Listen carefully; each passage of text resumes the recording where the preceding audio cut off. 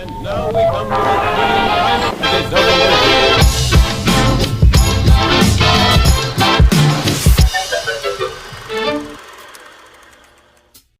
Gawa tayo ng masarap na sabaw. May ulam na, may gulay pa.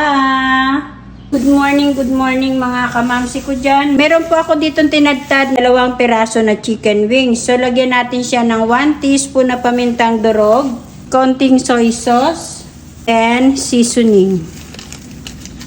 Then saka natin kimisin para magkalasa na yung ating manok. Maglagay po tayo ng oil. So medyo mainit na yung ating oil. Ilagay na natin. Prituhin muna natin yung ating manok na ibinabad. Binabad ko po siya ng mga 10 minutes lamang.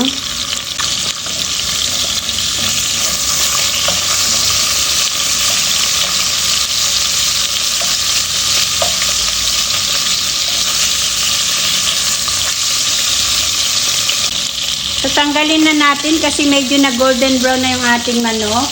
So magsutay na tayo ng ating mga sangkap. Ito na rin na oil ang ating gagamitin. Lagay na natin yung ating 2 cloves of garlic. Isang sibuyas. Then asutay-sutay nyo lang yan.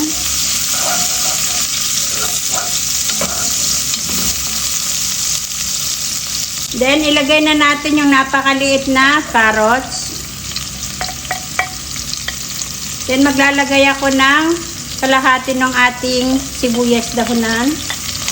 Then, isutay-sutay nyo lang ito. Bumili ako ng 2 maliit na patola. Fresh na fresh po yan sa garden ng kaibigan ko. Kiniskisan ko lang po ito kasi nga masyado pa siyang mura. Kumbaga, linghod pa ba? So, kiniskisan ko lang yan. As in, kiskis na kiskis para mawala yung balat. So, 2 po yan mga kamamsi. 10 pesos po yan sa kaibigan ko. Then, asutay-sutay nyo lang yan.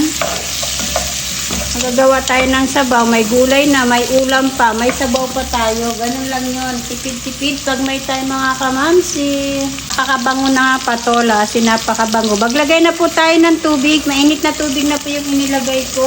Naglagay po ako ng 4 cups na mainit na tubig. Naglalagay ako ng 2 sili. Optional po yan. Then seasoning. Konting patis. Depende sa inyong panglasa. Pamintang durog, depende sa kaanghang na gusto ninyo. Ilagay na natin yung ating manok na pinirito. Yung ating pinag-golden brown kanina.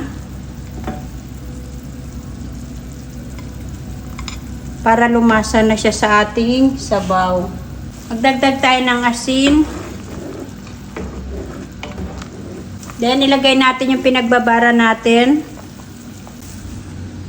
So, i-check natin. I think luto na yung ating manok. So, ilagay na natin yung ating 4 na piraso na miswa. Yung miswa ko po na ginamit ay eto po siya. Then, asabay ko na rin yung ating malunggay na 1 tangkay. Haluin natin. Depende na po sa inyo kung gaano karami na sabaw ang gusto ninyong. Marami-rami po kayo, idagdagan nyo na lang po ng sabaw kasi malasa naman po yung kahit 2 manok lamang yan na pakpak.